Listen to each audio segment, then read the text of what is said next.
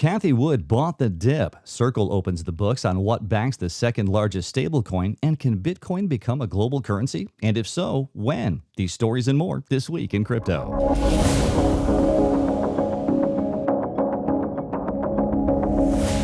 Hi, I'm Nate Martin from 99bitcoins.com, and here's what's happened this week in crypto. Cathie Wood's investment firm ARK Invest purchased $13 million worth of Grayscale's Bitcoin Trust, or GBTC, shares in 2 days when Bitcoin briefly fell below the $30,000 mark. The company bought more than 140,000 additional shares of GBTC for its ARK Next Generation Internet ETF. The firm also invested $43 million to acquire nearly 200,000 shares of stock in Coinbase, allocated in varying amounts over 4 different ARK Invest exchange-traded funds. Circle, creator of USDC, published a breakdown of the assets backing the stablecoin for the first time. About 61% of its tokens are backed by, quote, cash and cash equivalents, and the rest is backed by foreign certificates of deposit, U.S. Treasuries, and bonds. As of now, the company has issued more than $22 billion worth of USDC. Digital trading app Robinhood has announced plans to host an initial public offering.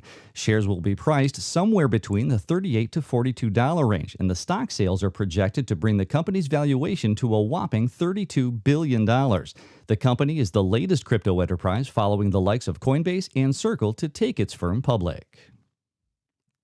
JP Morgan has opened the doors to cryptocurrency trading for all of its wealth management clients, thus becoming the first major financial institution to provide digital asset services to its retail clients.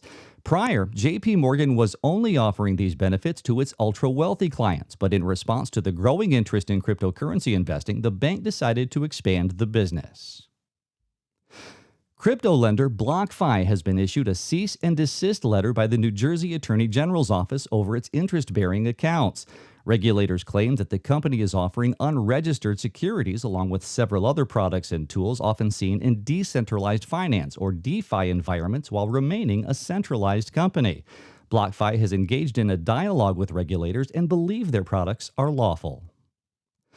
The European Union is proposing a new set of crypto regulations that, if passed, would disallow anonymous crypto transactions for any digital currency transfers amounting to 10,000 euros or more.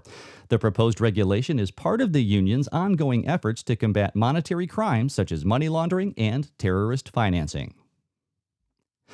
Crypto derivatives exchange FTX has garnered more than $900 million in Series B funding, a new record in the world of crypto-based fundraising.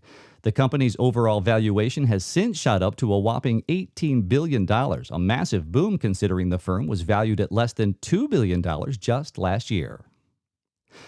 According to a panel of crypto experts, Bitcoin is on a path towards knocking out fiat currency completely within the next 30 years.